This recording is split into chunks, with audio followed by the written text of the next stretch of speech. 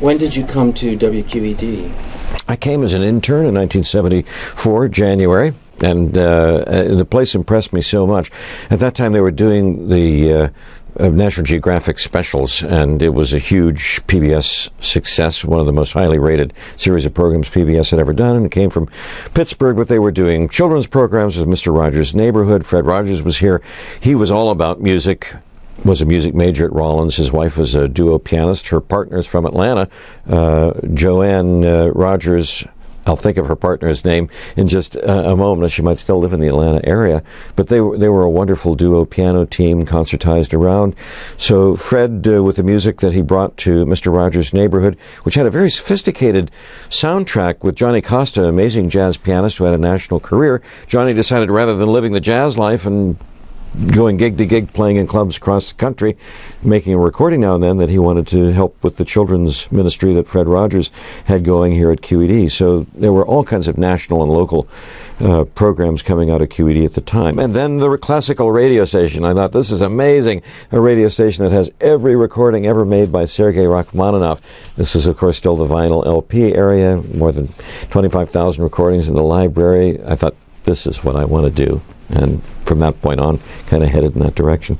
I then got on after the 1974 internship. I came back after I graduated from school and started part-time here in 1978, full-time 1979. Been here ever since, continuously. And when did you become the on-air host? I got hired as a part-time announcer in 1978 in the fall, did the morning show pretty soon after that, and I have appeared in almost every role you can have in radio: assistant program director and program director, assistant manager, station manager. My title is artistic administrator right now, producer, senior executive producer. When you've been in a place for 38 years, I've had a chance to do just about everything, which is just great. And of course, I also produce the Pittsburgh Symphony broadcasts on Public Radio International and host them, write the script, do the interviews with all the guest artists.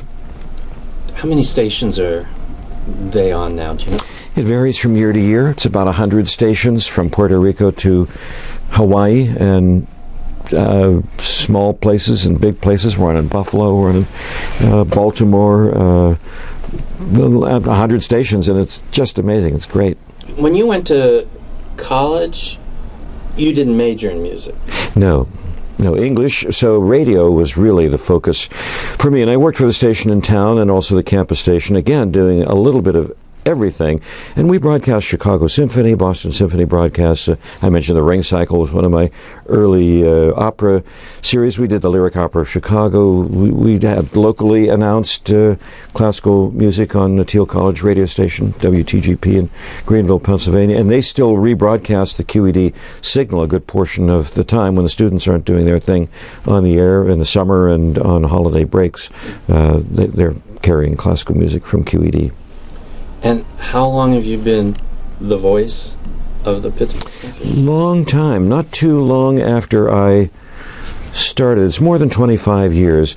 There was a period of about 3 years that National Public Radio carried the programs, and Don Lee was the announcer during those years, which I think was the late 70s, early 80s. And I did the interviews for Don and was involved in the production, but he was the host of the show.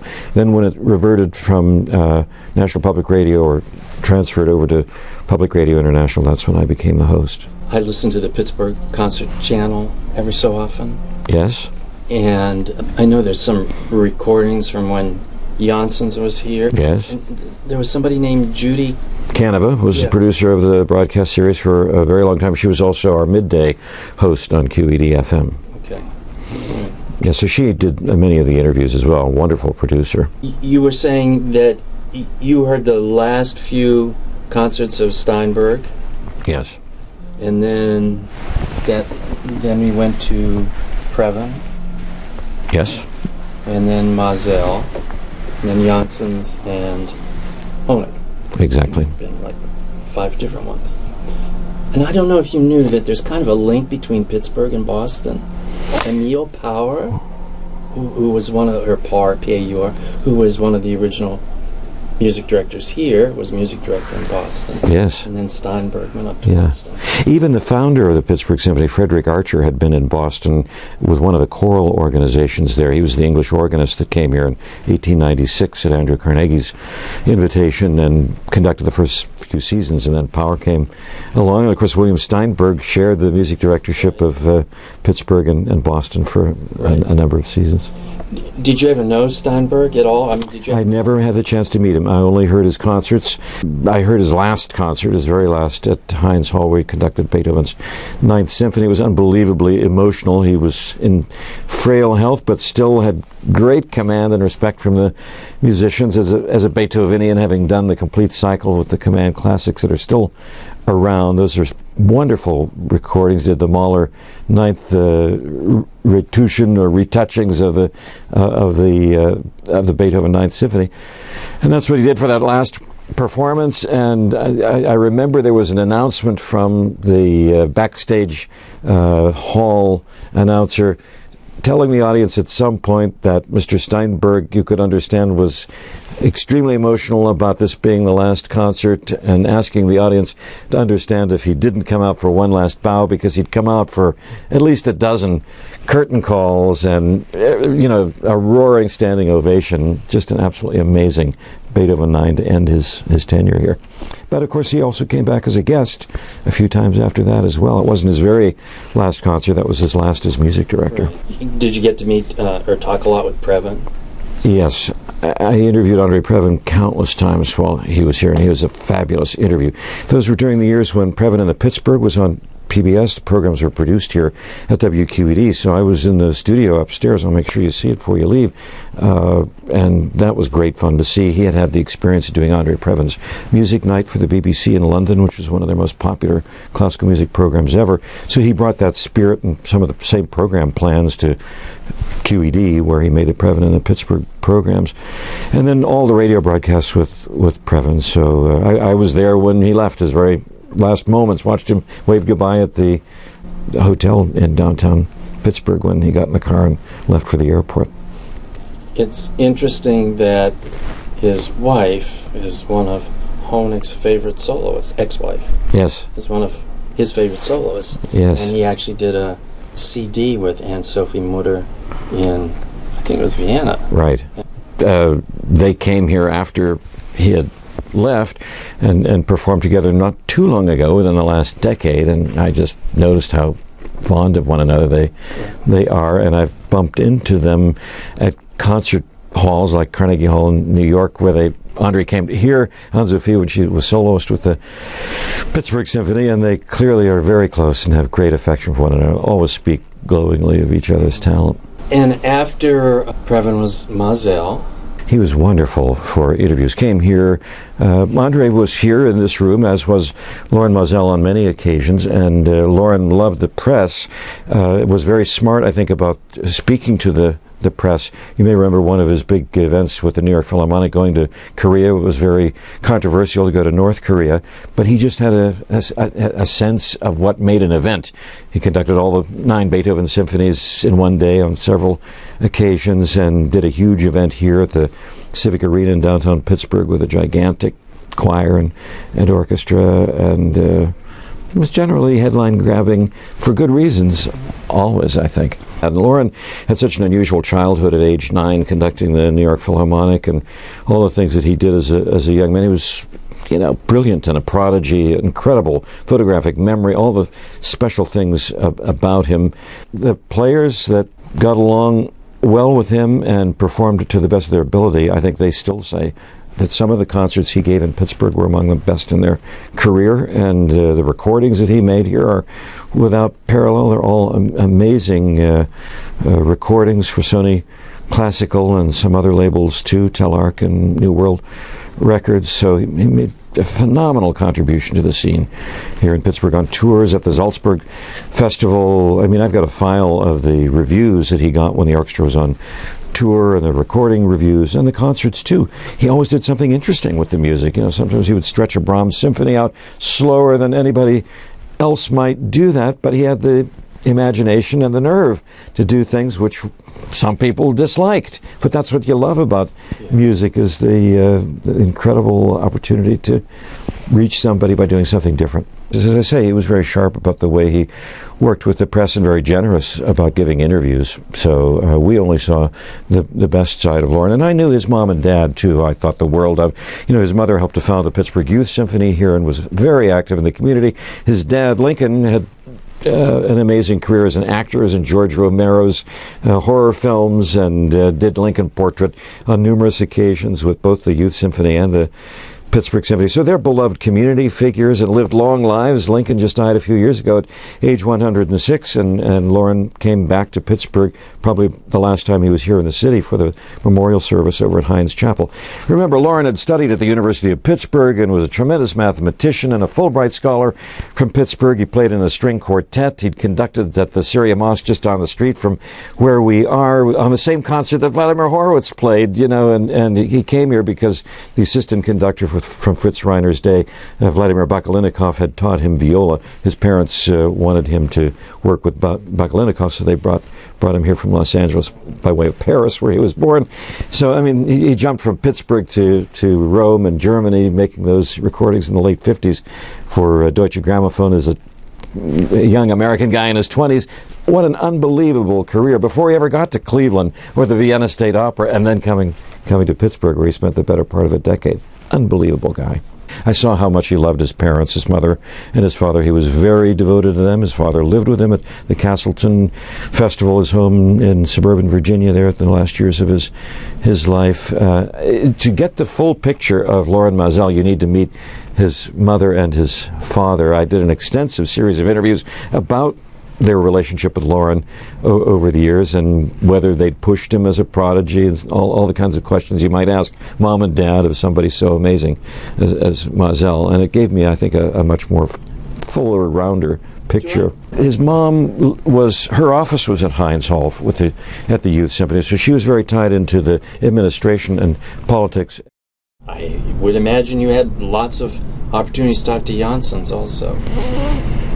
We did a weekly radio show with Maurice Janssens called Symphony Weekend with Maurice Janssens, in which he premiered what was going on at Heinz Hall. Maurice, again, one of the most generous people I've ever met, beloved figure. He hated flying, hated the challenge of getting on an airplane. He had a hard time getting over the jet lag, so I think it's ironic because he's flown so much with the Bavarian Radio and the Concertgebouw orchestras after leaving Pittsburgh, but the trip to America on a regular basis, I think, was just more than he wanted to do at that age of his life. But I felt that his American experience here in Pittsburgh, this was new for him, being music director of a non-state supported orchestra, so the fundraising responsibilities were intense. He didn't understand if the Verdi Requiem wasn't an immediate sellout, or the Brahms Requiem. That didn't make sense to him. And in Europe, those were pieces that were box office hits. In America, he had to do some help with getting bodies and seats, and so I think that was a challenge for him. But he loved being here. The orchestra loved him. He keeps saying he's going to come back someday. We'll see, because he's still so busy. In the years since he left Pittsburgh, he's been continuously booked, and everyone that has any connection to him, does an interview with him, whatever, winds up loving him. I had a chance to go back and see him at the Concertgebouw on a couple of occasions after he left Pittsburgh, and he just couldn't have been warmer and more generous. The same as we found him every time we did an interview with him. Again, he was here on many occasions. We hauled the equipment down to Heinz Hall to record dozens and dozens of interviews with him over the years that he was here. So this is why I love it here. I have been extraordinarily blessed and hopelessly spoiled by Andre Previn, Loren Maazel, and then Maurice Janssens. Incredible. Of course, now Honig. I imagine you've talked with him quite a bit. He comes out before every concert, and was here last week, the week before that, and the opening week of the season. So he's been out every week. He gets up very early, he goes to Mass, then he comes to QED-FM to preview the concert. I think he's been the most extraordinarily generous in terms of his personal time and involvement with the radio series. They've all been great, but Manfred's really made that an agenda item to connect with as many people as he can through broadcasting. So he has brought Sophie Mutter here. Last year he had his brother Rainer Honeck, the concertmaster of the Vienna Philharmonic, and he brings a guest when their schedule allows it. But he's very loose and free about what he says. He always has something insightful and heartfelt to say about the music and also what he's doing. Last week we talked about the Pope's visit, because he would love to have gone to Philadelphia to see him as a devout Catholic, and of course he conducted on Christmas Eve at the Vatican last Christmas Eve, and we talked about he'd been to the funeral of a great civic leader here in Pittsburgh, Elsie Hillman, and that's the kind of thing he does, is make sure she'd been a donator, a long-time board member and generous donor to the Pittsburgh Symphony, so he wanted to go and be part of the remembrance of her, where our principal oboe, Cynthia Koledo DeAlmeida, played some Marcello to memorialize Elsie Hillman. So that's the kind of guy Manfred is in a nutshell. He's supposed to be really popular with musicians, too. I think so. If there's any resistance at all, it's that he works really, really hard and takes every minute of rehearsal, even if it's Beethoven's Fifth Symphony. You're going to do it again to get every nuance right and the way he wants to do it. And then he might do it a little differently when you actually perform it, but he takes every minute of rehearsal. So the orchestra really works hard with him. But I've heard only good things. But it's kind of like Noah Bendix-Balgley, our concertmaster, leaving for Berlin. We're proud of Noah and delighted that Berlin saw a great player in our concertmaster. The music world is so rich with so much great talent that we never dreamt that Andres Cardenes would be replaced by someone like Noah Bendix-Balgley. We've been so fortunate with the concertmasters, Fritz Siegel, Anders Steinberg, and Andres Cardenes, now Noah Bendix-Balgley, and we're back in the market for a concertmaster again. Noah was a real surprise. The orchestra really liked a British violinist who had toured on one of the international tours with the Pittsburgh Symphony, and it looked like he was the clear favorite, but then Noah popped up. Here's a guy that had never performed as a concertmaster anywhere, but had such personal charisma and talent that he was the obvious choice. Yeah. To get to the question about the state of classical music. This is an endlessly fascinating topic, the state of classical music. Having started at QED, 1978 in the fall, during that entire run up to today, I have been asked, what is the state of classical music? Isn't it in steep decline? Isn't it dying? Isn't it a mess? Isn't it going away? And it seems to me it's bigger and growing all the time based on what we observe from the World Wide Web, the Internet. Look at what was not there just 15 to 20 years ago, Pandora and Spotify. Satellite radio didn't exist with Sirius XM, where you can hear the Metropolitan Opera 24 hours a day, and it's one of several classical music channels.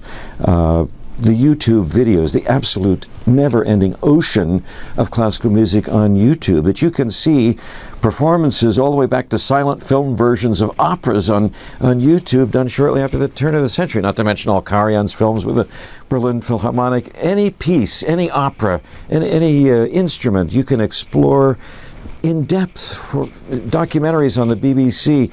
Want to look at Beethoven's life? There must be a half dozen films, full-length feature films, multiple-part documentaries about Ludwig van Beethoven alone. So the amount of material that's available to you is like at no time in the past.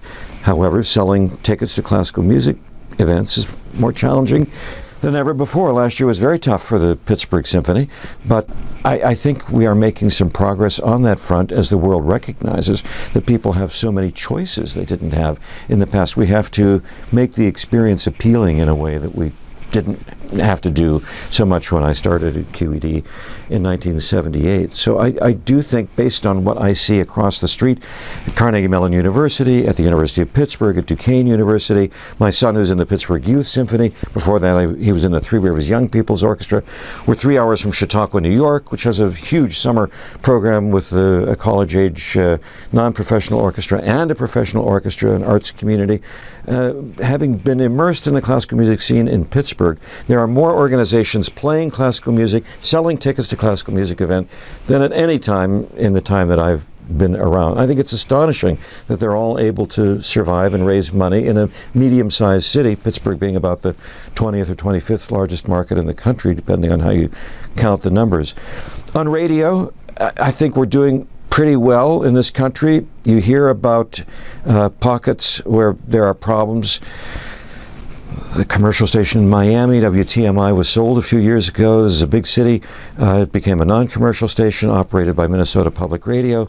They decided they couldn't afford it, and it's gone away. So if you go to Miami today, you can't hear classical music on the radio. Similar thing happened at the University of Houston. They backed away from classical music on their station in a complex deal where they first bought a station, converted it to classical music, but it was not operated so much locally. Primarily Minnesota Public Radio programming dominated there, and it's a wonderful, we use that service that Minnesota provides as well, announced by live announcers from St. Paul, Minnesota.